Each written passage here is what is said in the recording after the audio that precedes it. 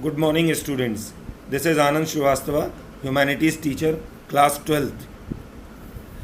Today we discuss chapter number 7 of Fundamental of Human Geography. This is our third lecture of this chapter. Students, we have to start from page number 61. On page number 61, first topic is given about the medical services for overseas patient in India. In this topic, it is clearly written that inside India the medical facilities are very high in metropolitan cities. About 55,000 patients from USA visited India in 2005 for the treatment. Inside India, pupils visited for the purpose of magnetic resonance images, MRI, radiology images, ultrasound test, and for curing their so many different critical diseases. Pupils from Thailand, Singapore, Malaysia, and nearby countries visited India repeatedly for the solution of their medical problems. After this, we have to discuss about the quaternary activity and quinary activity. If you see the page number 62, then you got an image where it is written what is next, and a ladder is placed. On that ladder, all the three types of activity which we have read previously, that means primary, secondary and tertiary, are given. After that, two activities, quaternary and quinary activity, are also given. They are very high knowledge based activities in which pupils are working. So if we discuss about quaternary sector, so you have also listened about the principal of your school, CEO of an company or MNC. In fact, a CEO of MNC is sitting in Copenhagen and working inside India.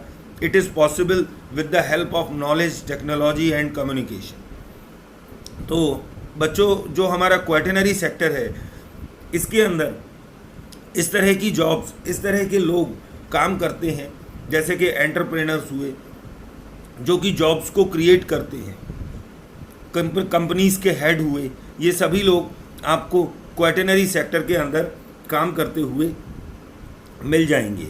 अगर आप देखें तो उन्होंने एक specified para में quaternary sector के बारे में आपको बताया है कि जो सॉफ्टवेयर डेवलपर्स होते हैं, इसके अलावा जो school and university classroom teachers होते हैं, डॉक्टर्स होते हैं, थिएटर वर्कर्स होते हैं, ये सभी इसके अंदर आ जाएंगे.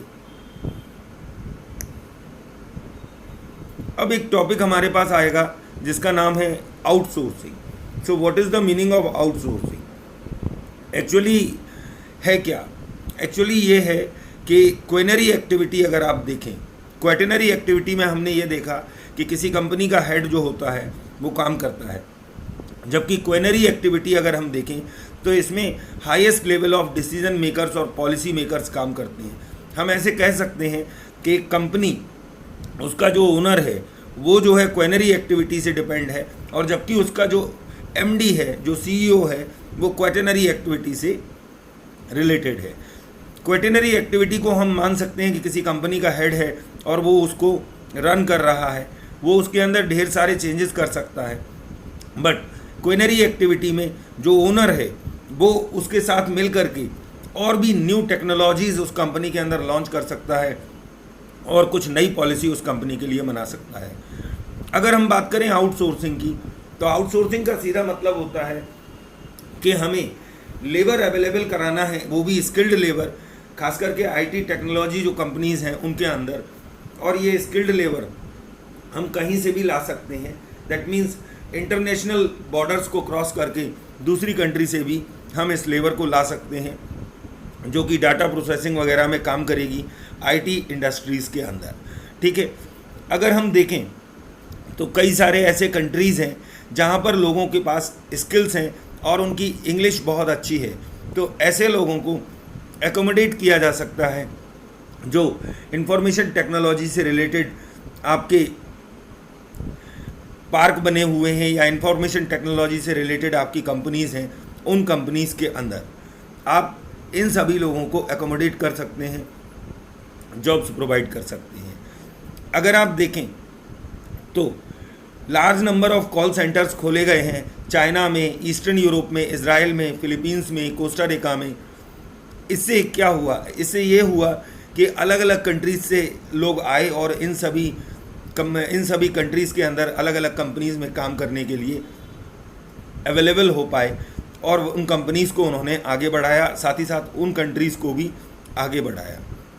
आउटसोर्सिंग में जॉब सीकिंग यूथ जो होता है वो एक कंट्री से दूसरी कंट्री माइग्रेट करता है और अपनी जॉब को सेव करता है। इसके अंदर दो तरह से जो आउटसोर्सिंग है वो दो तरह से होती है।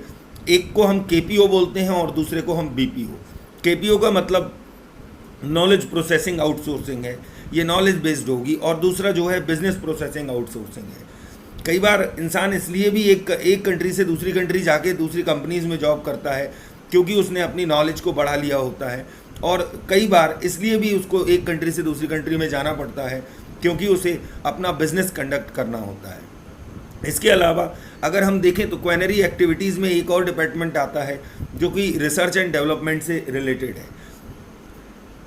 रिसर्च और डेवलपमेंट भी, ई लर्निंग, बिजनेस भी, ये सारी चीज़ें, इंटेलेक्चुअल्स वगैरह, ये सभी आपके क्वेनरी एक्टिविटीज़ से रिलेटेड हो जाएंगे। अब अगर हम बच्चों बात करें तो एक और नया टॉपिक हमें इसी में मिलता है, that is known as digital divide. What is digital divide?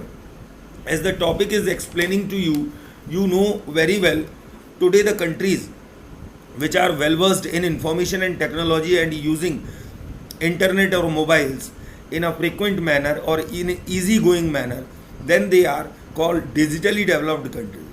But some of the countries where these facilities are not available, तो हम कह सकते हैं कि कुछ कंट्रीज़ डिजिटली डेवलप्ड हैं और कुछ कंट्रीज़ डिजिटली नॉन डेवलप्ड हैं। स्पेशली डेवलप्ड कंट्रीज़ जो हैं वो सभी डिजिटली डेवलप्ड हैं। They are using 4G 5G technology in comparison of developing countries like India, Pakistan, Bangladesh. These countries are underdeveloped, that's why they are not using these facilities on a very large scale. Students, now this chapter is closed. In the next lecture we will discuss another chapter of humanities. Goodbye, have a nice day.